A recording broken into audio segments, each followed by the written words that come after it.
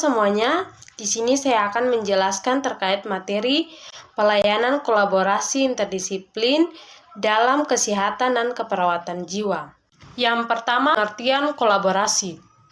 Kolaborasi menurut American Medical Association 1994 adalah proses di mana dokter dan perawat merencanakan dan praktek bersama sebagai kolega, bekerja saling ketergantungan dalam batasan-batasan lingkup praktek mereka, dengan berbagai nilai-nilai dan saling mengakui dan menghargai terhadap setiap orang yang berkontribusi untuk memberikan pelayanan keperawatan kepada individu, keluarga, dan masyarakat.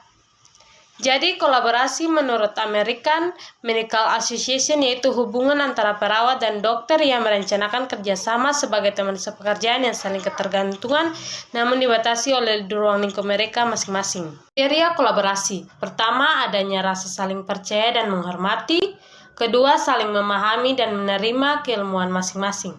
Ketiga, memiliki citra diri positif. Keempat, memiliki kematangan profesional yang setara yang timbul dari pendidikan dan pengalaman. Kelima, mengakui sebagai mitra kerja bukan bawahan dan keinginan untuk bernegosiasi. Pengertian interdisiplin. Interdisiplin merupakan suatu kegiatan yang didasarkan pada sejumlah dimensi kunci, termasuk di dalamnya adalah tujuan yang jelas, identitas bersama, komitmen bersama, peran yang jelas dari masing-masing profesi, saling ketergantungan, dan integrasi satu sama lain. Jadi dengan interdisiplin yang dimiliki oleh masing-masing profesi didasarkan pada peran yang jelas dari masing-masing profesi dengan tujuan yang jelas, komitmen bersama, dan identitas bersama. Pelayanan kolaborasi interdisiplin dalam keperawatan jiwa. Jadi hubungan kolaborasi dalam pelayanan keperawatan jiwa yang dilakukan masing-masing profesi kesehatan untuk melakukan tindakan yang berfokus kepada kesembuhan pasien. Sedangkan pasien dan keluarga pasien juga berperan dalam pelayanan kolaborasi yang dilakukan agar bisa mencapai tujuan yang jelas agar berjalan dengan baik sesuai dengan apa yang diharapkan, di mana pasien adalah anggota tim yang penting dalam pelayanan kolaborasi. Namun, masing-masing anggota tim kesehatan berkolaborasi sesuai tugasnya masing-masing dengan keilmuan mereka masing-masing, yaitu dokter yang berfokus pada tindakan medis dan perawat yang berfokus pada tindakan keperawatan yang dilakukan kepada pasien. Tim keperawatan akan sukses jika seluruh anggotanya menjadi perawat yang baik. Perawat yang baik dapat bekerja sesuai dengan yang pertama, harapan dan kebutuhan klien. Kedua, standar praktek. Ketiga, standar kerja. Perawat yang baik dapat melakukan pelayanan keperawatan yang bermutu yang akan dinilai dari dua faktor. Yang pertama, faktor internal dinilai oleh pasien di mana tindakan keperawatan yang dilakukan kepada pasien sesuai dengan harapannya.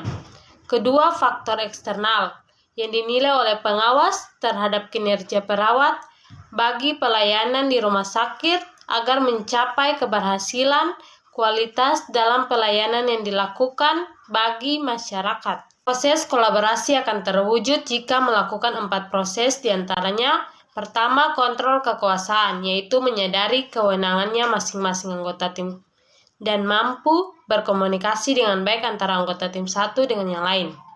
Yang kedua, lingkup praktek, mampu bertanggung jawab sesuai bidang praktek masing-masing profesi dengan pengetahuan yang dimiliki oleh masing-masing profesi. Ketiga, kepentingan bersama, yaitu mampu menghargai dan menerima teman profesi satu sama lain dengan perbedaan pendapat ataupun ilmu yang dimiliki agar mencapai tujuan yang jelas.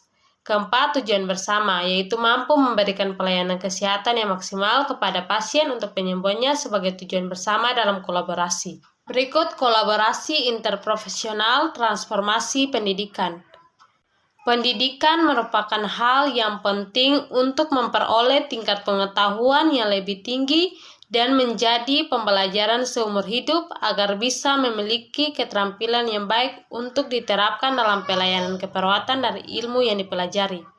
Tujuan umum program residensi meliputi yang pertama, kurangi kesalahan pengobatan, kedua, meminimalkan turnover dan kelelahan akibat stres, ketiga, kemudahan penyesuaian ke dalam praktik klinis, Keempat, meningkatkan kepuasan kerja. Kelima, meningkatkan kepercayaan diri perawat. Berikut elemen kunci kolaborasi dalam interdisiplin tim. Yang pertama, memberikan pelayanan kesehatan yang berkualitas dengan menggabungkan keahlian unik profesional untuk pasien sakit jiwa. Kedua, produktivitas maksimal serta efektivitas dan efisiensi sumber daya. Ketiga, peningkatannya profesionalisme dan kepuasan kerja dan loyalitas. Keempat, meningkatnya kohesivitas antar profesional. Kelima, kejelasan peran dalam berinteraksi antar profesional. Keenam, menumbuhkan komunikasi, menghargai argumen, dan memahami orang lain. Berikut hambatan kolaborasi dalam interdisiplin pelayanan kesehatan jiwa.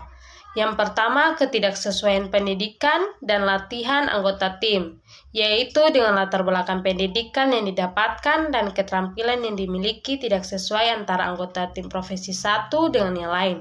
Kedua, struktur organisasi yang konvensional, yaitu kebiasaan yang dilakukan oleh anggota senior yang keliru, yang dilanjutkan lagi oleh anggota junior. Ketiga, konflik peran dan tujuan, yaitu tidak adanya saling menghargai dan menerima keilmuan yang dipelajari oleh anggota tim profesi satu dengan yang lain. Keempat, kompetisi interpersonal, yaitu bersaing dan mementingkan kepentingan pribadi untuk menunjukkan keterampilan masing-masing dengan tidak mementingkan kepentingan bersama dalam pelayanan kepada pasien. Kelima, status dan kekuasaan dan individu itu sendiri. Artinya memiliki sikap otonomi terhadap tugas yang dimiliki daripada menyatukan ilmu mereka. Kesimpulan dari materi ini yaitu untuk mencapai keberhasilan dalam pelayanan kepada individu, keluarga, dan masyarakat, maka tim profesi kesehatan lain mampu melakukan kolaborasi dengan ilmu yang diperoleh dengan menghargai dan menerima serta mampu berkomunikasi demi kepentingan bersama dan tujuan bersama demi kesehatan pasien. Sekian penjelasan saya terkait materi pelayanan kolaborasi interdisiplin dalam kesehatan dan keperawatan jiwa. Semoga bermanfaat.